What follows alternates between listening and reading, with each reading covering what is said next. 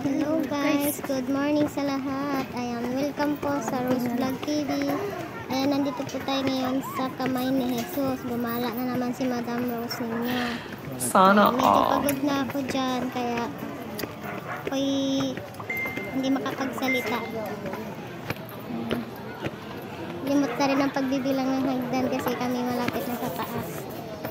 Sobrang dami tao umakyat. Ayan. Pasalamat at nakarating na tayo sa taas. Ayan. Hindi na pagod si Madam Rose dahil nakakit na siya sa kamay ni Jesus. Ayan. Kita niya naman siya guys sa sobrang laki niya. Tsaka sa sobrang daming tao parang kasing laki ng mga nila. Ayan. Thank you guys sa panonood sa aking video. Sana follow nyo at like and share. Thank you.